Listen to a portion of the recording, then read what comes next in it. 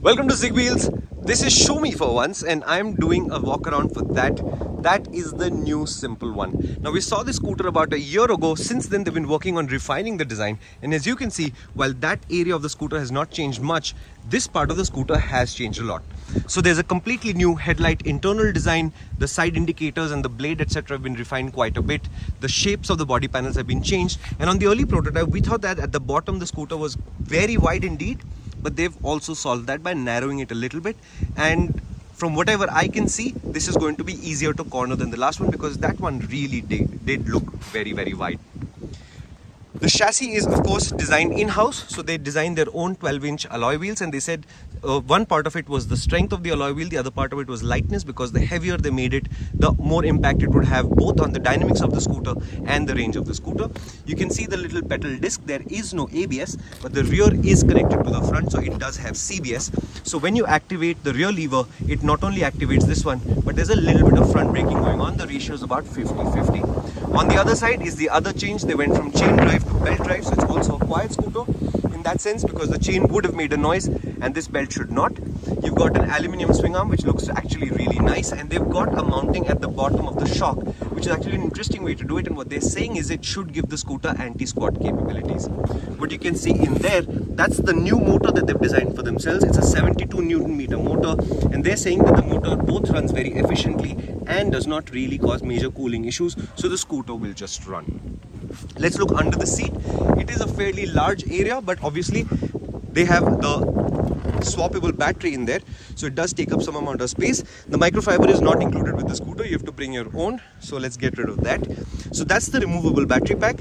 In fact, what they've done is the charging slot is actually up here, and one of the reasons why they've done this is that the lower the charging slot is, so if the charging slot was down there, obviously in terms of being in the water, that would be a more dangerous situation to be. So they've moved the charging point actually up here, so this battery comes off like that. That's the charging point that I was talking about. So they moved it up higher. So they've redesigned this battery, and it's actually quite easy to pull in and pull out. And remember, this is 30% of the actual battery that the entire scooter has. The rest of the, oh god, that much microfiber. The rest of the battery pack is actually in here under your feet. The numbers on this scooter is quite promising.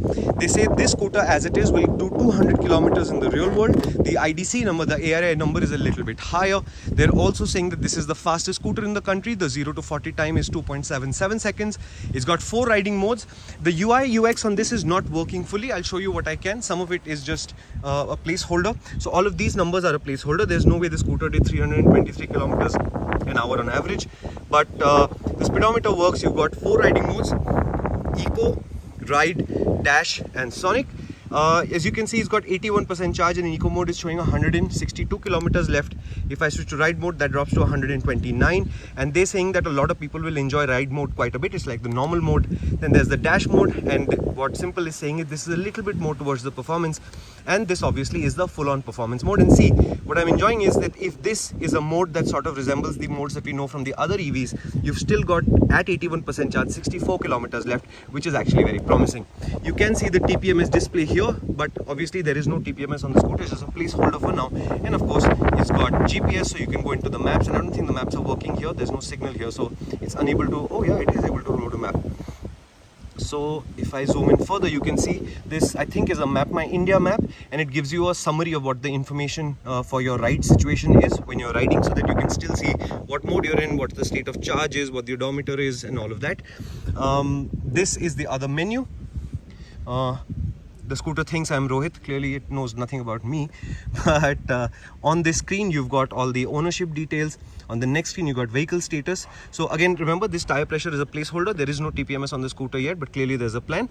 Notice the tire sizes. This thing is running 90-90-12s. There will be a version with wider tires than this that will come later. It was in one of the spec sheets, but that scooter is currently not on sale. I have to cover the screen with the phone, otherwise the reflection is too much, because it's a bright gray sky today. As you can see, the little battery has no charge left. The main battery is running the scooter today with 81% charge. This scooter we've not started riding yet, so it's at 0 kilometers, service is due, etc. And you can see there is a estimate that tells you that both of the main and the portable batteries are healthy. Battery warranty will be 3 years, unlimited mileage. You can customize the display in quite a number of ways, so there's quite a bit of options going on here. You have connectivity options, which again for the moment are off, but you have Bluetooth and it is connected to the internet. OT updates, all of that stuff will happen. There is also emergency information, so if you want Morpheus to come and help you because the Matrix is really annoying you, you can save his number here and Morpheus will get called if you have an incident. Police numbers, etc, etc, all of this stuff is in here. And of course there's the system information, which tells you whether there's what you are doing, whether there's an OT update coming. All of that information is on the screen. Overall, what Simple is promising is a relatively inexpensive, compared to the other premium scooters, experience which is as good or better than theirs. So this scooter is 1.1 lakh rupees ex-showroom, including central subsidies but not including state subsidies, which means in states like Karnataka or Maharashtra or Gujarat where there are subsidies, when the Simple becomes available, the price will fall further, which if you add to the idea of 200 kilometers of range, of the fastest 0 to 40 time, etc, etc, this is a really promising scooter. If you're waiting for us to test ride it, that's the next on the... If you're waiting for us to test ride it, that's the one thing that we have to do next. Ooh, I like the one there. But what happens next is the video comes out and Jehan will be in the video to tell you what this scooter is like to ride. And my video, of course, will go to Power Drift. So, that's the Simple one, really promising scooter. We can't tell you what we think of the scooter, we can only tell you what it has right now. But stay tuned, we'll have that information up for you very, very shortly.